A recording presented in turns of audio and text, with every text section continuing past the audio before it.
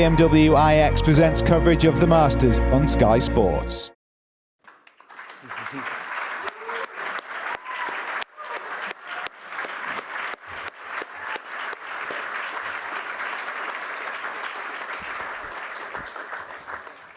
Good evening, ladies and gentlemen. It's a privilege to welcome our 2025 Masters champion, Rory McIlroy.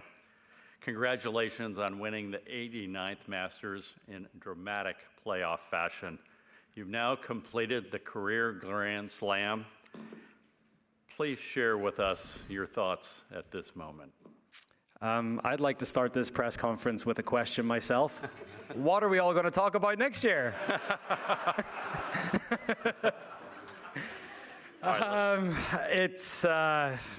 Look, it's a dream come true. I've dreamt about that moment for as long as I can remember. I mentioned it out in the prize ceremony, but watching Tiger here in 1997 do what he did and winning his first green jacket, I think that inspired so many of my generation to want to emulate what he did. And there were points in my career where I didn't know if I would have this nice garment over my shoulders, but I didn't make it easy today.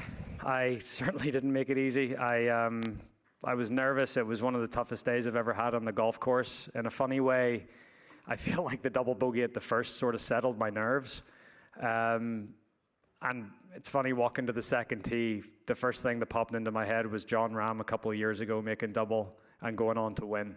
So, at least my mind was in the right place and was at least thinking positively about it. But just a complete roller coaster of a day. It was very tricky out there. It almost felt more like a US Open than a Masters at some points, just with how firm and fast the greens got. But just really proud of how I bounced back from from the double on 1, from the double on 13. I don't know if any Masters champions had 4 doubles during the week, but maybe I'm the first. But yeah, just a complete roller coaster of emotions today, and honestly, what came out of me on the last green there in the playoff was, at least 11 years, if not 14 years of pent up emotion. Since 2011, I think it's so ironic as well. I got to my locker this morning and I opened it up and there was a note in there from Angel Cabrera and just wishing me luck. And Angel Cabrera was the player I played with in the final day in 2011. So it was a nice touch and a little bit ironic at the same time. And it's been 14 long years, but thankfully I got the job done. Ewan. Well done, Rory. Just expanding on that, and now you've done it, can you expand on the level of difficulty or torture or what it's been like coming back here every year, people speaking about you winning it, not doing it, and I suppose you probably couldn't say things at the time that you thought. How difficult was that in reality? It's very difficult. I think I've carried that burden since August 2014. It's been 11 years. It's nearly 11 years. And not just about winning my next major, but the career Grand Slam, trying to join a group of 5 players to do it, watching a lot of my peers get green jackets in the process. It's been difficult, and I've tried to approach this tournament with the most positive attitude each and every time that I've shown up, and I think just the sort of cumulative experience that I've gained coming back here each and every year, I feel like I get a little more comfortable with the shots needed. I talked about it at the start of the week, but there's talking about it and actually doing it. And yeah, today was difficult. I was unbelievably nervous this morning. Really nervous on the first hole, as you witnessed with the double. But as I said, that sort of calmed me down, and I was able to bounce back and show, that resilience that I've talked about a lot. And it was a heavy weight to carry, and thankfully now I don't have to carry it, and it frees me up. And I know I'm coming back here every year, which is lovely. Anne. Congratulations, Rory. No extraordinary achievement comes easy, right? So can you describe how hard you've worked for this and how you've managed to keep the faith? Yeah, look, you have to be the eternal optimist in this game. You have to, and I've been saying it until I'm blue in the face. I truly believe I'm a better player now than I was 10 years ago. And, I just, it's so hard to stay patient. It's so hard to keep coming back every year and trying your best and not being able to get it done. And, there was points on the back nine today. I thought, have I let this slip again? But again, I responded with some clutch shots when I needed to, and really proud of myself for that. But it's been a emotionally draining week for a lot of reasons, a lot of just roller coaster rounds and late finishes, and so just absolutely thrilled to be sitting here at the end of the week as the last man standing. Alex Maselli. Rory, you just said it where times today you thought maybe you kind of let it slip by. Can you talk about before the double at 13 when Bryson was clearly falling off and you were pretty much on your own? What happened in your mind when that happened and then you saw all those guys coming after you? Yeah, I thought I played the 13th hole smartly, at least for the first two shots. 3-wood off the tee, laid it up into a good position. I had 82 yards to the pin. It went into a little valley and it was on the upslope. And usually when I hit wedge shots off upslopes, they come out a little bit left on me. So I give myself like a couple of yards of room to the right. Like obviously I wasn't aiming at the creek, but it came out, a little weak and a little right. And that was, to make a double there when it's a birdie chance, and then seeing what Rosie was doing and also what Ludwig was doing at the time as well. But at the same time, I knew I had 15 to play. The bogey didn't help on 14 either, but I still felt like, after the tee shot on 15 that I was still in it. I think the one hole that I was not worried about, but it was sort of in the back of my mind was 16 because that was an unusual Sunday pin on 16. Probably for the 50th anniversary of Jack Hole on 75. So that was the one it's a very difficult hole location and to hit the shot that I did. I think the iron shots that I hit coming in, 15, 16, 17, not quite at the last in regulation, but in the playoff, I made a lot of good iron swings and, I think over the last, I don't know how many years, it seems that the people that lead approach at this golf tournament are the ones that usually go on to win or have a very good chance. And, I think my approach play for the most part this week was very good. And, that showed on the last few holes. John. Rory, if you could go back in time and see yourself here on Sunday night in 2011, what would you see and what would you say? I would see a young man that didn't really know a whole lot about the world. I'd say I probably would see a young man with a lot of learning to do and a lot of growing up to do, and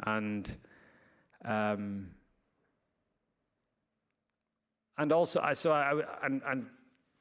maybe I probably didn't understand myself. I didn't understand why I got myself in a great position in 2011, and I probably didn't understand why I let it slip in a way. But I think just having a little more self-reflection, that experience, going through the hardships of tough losses and all that. I would, and I would say to him, just stay the course, just keep believing. And I would say that to any young boy or girl that's listening to this, or, I've literally made my dreams come true today. And I would say to every boy and girl listening to this that, believe in your dreams, and if you work hard enough and you put the effort in, that you can achieve anything you want. Gabby Herzig. Rory, for those of us who will never know what it's like to step up on a first tee with a two-shot lead at the Masters with the career Grand Slam on the line, can you just walk us through what you were feeling? How did those nerves manifest? What were the bodily sensations that you were feeling? What tee? First tee. Oh, the first tee. Yeah, everything that you would, knot in your stomach. I haven't really had much of an appetite all day. Tried to force food down. Yeah, your legs feel a little jelly-like, and it's those nerves that are natural, and they're all good things. If you weren't feeling like that, I think that's more of a problem than when you do feel them. But it's such a battle in your head of just trying to stay in the present moment and just trying to hit this next shot good, and then hit the next shot good, and that was the battle today. My battle today was with myself. It wasn't with anyone else. At the end there, it was with Justin, but my battle today was with my mind and staying in the present. And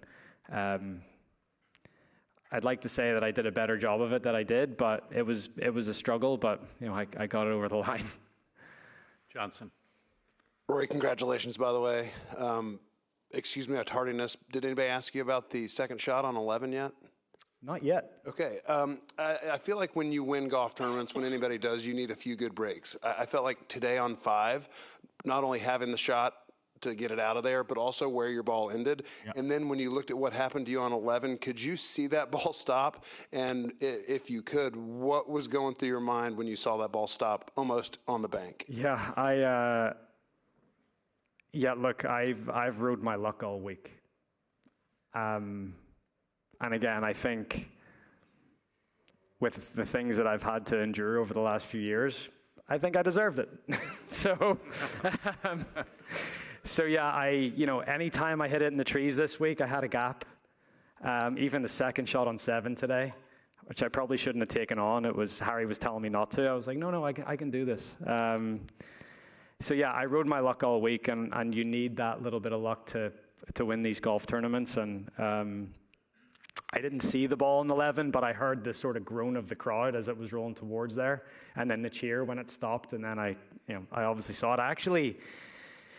Bryson hit his shot in the water, and I was looking at my ball thinking, is that going to stay? Should I run down and hit it? Should I go down and hit it and hit out a turn just to make sure it doesn't roll in? But I got down there, and it was on on a little flat spot, so it was okay. But yeah, it was quite fortunate. Jeff. Rory, a couple more shots. Back to 7, it looked like after that shot, your body language really changed. You even, I think, tipped your cap maybe to Bryson or somebody over there. Dottie. Dottie. Yeah. So that shot, and then also the shot on 15 today, even though you didn't make the eagle putt, it looked like a huge draw. Can you just take us through kind of the dynamics of both shots, because they're kind of iconic, I think. Yeah. So 7, I had problems all week with the 7th, 14th, and 17th tee shots, all going that direction for some reason. I just struggled seeing tee shots. And when I hit it left, I knew where the pin is, or I knew where the pin was, so I knew that the front bunker wasn't bad. I could have chased it up into the front bunker, but I saw a gap, and I was like, well, I could actually get this on the green, and if it gets in that little bowl, it could go close. So it was actually a very similar shot to the shot I played yesterday on 7 from the right trees. Just opened up a 9-iron and hit it as hard as I could. So, but to be able to pull it off was pretty cool, even though I didn't hold that putt either. And then 15. I think it was an advantage. I had 8-iron in my hand, and Bryson hit first and hit it in the water. The breeze had just sort of freshened up, so I switched back to a 7, and then hit that shot. It was one of those where I knew it was enough to cover. If it turned, great, and if it didn't, you're sort of in that right trap, and it's a not an easy up and down, but it's a decent miss. So that was the sort of mindset on that one. Jim. Rory, congratulations. Can you describe the internal feeling of joy and relief when you hit your knees on the 18th hole when it was over in the playoff? That was all relief. There wasn't much joy in that reaction. It was all relief. And then the joy came pretty soon after that. But that was I've been coming here 17 years, and it was a decade plus of emotion that was that came out of me there. What did you say to Justin and vice versa? I just I congratulated him on a great week. I said ironic how these things happen. We were invited to a dinner by a few members of the club on Tuesday night, and we were the only two players at that table, and we were the ones that end up being in the playoff. It's funny how these things work, but he's a great champion. He has displayed so much grace throughout his career. Selfishly, I was happy that it was another Euro in the playoff. We're on a good run at the minute. We're Ryder Cup year and all that. So, but yeah, Justin's a great champion, and I remember watching the playoff in 17 when he went up against Sergio, and that didn't quite go his way either. But he's had a phenomenal record around here, and I feel for him a little bit because he's been so close. But he's a good friend, and hopefully he has a few more opportunities. Adam. Very quick detail. What's the size of your jacket? I think it's a 38 regular. How did you regroup after missing the putt on 18?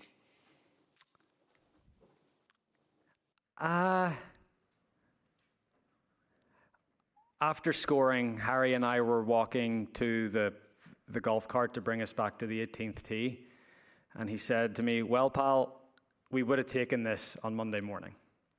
I'm like, "Yep, absolutely, we would have." So, that was an easy reset. He basically said to me, "Look, you would have given your right arm to be in a playoff at the start of the week." So that sort of reframed it a little bit for me, and again, I just kept telling myself, just make the same swing you made in regulation, and I had a great drive up there, and and the rest is history. And what would you say has been the low point during this drought?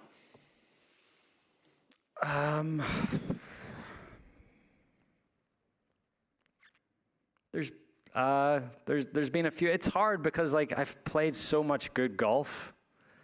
It's hard to call the second place finishes and the St. Andrews was a tough one to take because you only get a few opportunities there, during the course of your career. The U.S. Open last year was awful. But yeah, the losses are hard, and again, just so proud of myself that I keep coming back and putting myself in positions to win these championships. John Patrick. Congratulations, Rory. You made 33s this week, and a couple. Is that good? Yeah, that's good. Okay. And there were a couple of other numbers in there too. A couple of sevens. How did you navigate the second nine? Was there a lot of positive talk? How did you just get through the up and down of the second nine? So when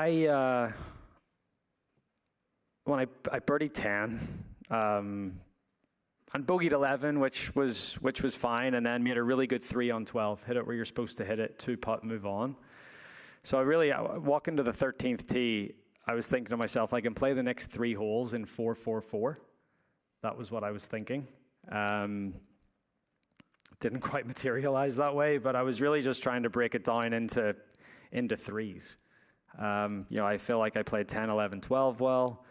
I was trying to play 13, 14, 15 well. It didn't quite materialize, and then I played 16 and 17 well. I didn't feel like I played the 18th badly, and had a chance to win in regulation. But yeah, I basically just broke it down into the 3-hole stretches. Brendan Quinn. Hey, Rory. Earlier this week, you were asked about Jack and Gary Player and Tom Watson all picking you and rooting for you, and you deftly deflected the question. And I wonder now if you can kind of speak to, I don't know, the burden that comes with history, the burden that comes with fellow greats or guys you want to count yourself amongst. What does that feel like? It's tough. It's, you've had, Jack, Gary, Tom, Tiger, you name it, come through here, and I'll say that I'll win the Masters one day. That's a hard load to carry. Especially, it is. It really is. And these are idols of mine, and it's very flattering that they all come up here and they believe in me and they believe in my abilities to be able to, win this tournament and, achieve the Grand Slam and all that. But it doesn't help. I wish they didn't say it, but I think as well as the years have went on, I've just become more accustomed to the noise that sort of surrounds my whole Masters week, and I've become a little more comfortable with it. Chris. Rory, just curious what you think the best shot you hit today was, and why you feel that way. The best shot I hit today was, it could be the second on 7, but I think one of the most important ones for me was the second shot on 3. I started 6-5, hit a good tee shot on 3. That's not an easy second shot, bumping it up that hill. To judge that well and make a 3 there, when Bryson then made 5, and then to go ahead and birdie the next hole as well. I thought it was very early in the round, but it was a huge moment. Eamon Lynch. Rory, you and Harry grew up together in a tiny town playing childhood games together. What does it feel like to have him standing beside you today when you achieved that childhood dream? Amen.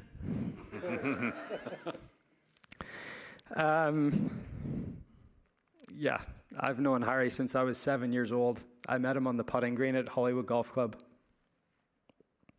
We've had so many good times together. He's been like a big brother to me the whole way through my life. And to be able to share this with him after all the close calls that we've had, all the crap that he's had to take from people that don't know anything about the game. This one is, just as much his as it is mine. He's a massive part of what I do, and I couldn't think of anyone better to share it with than him. Mike Keegan. Congratulations. I just wondered if you could talk us through your plans for tonight and the next few days. I can't imagine you'll be finishing that John Grisham anytime soon.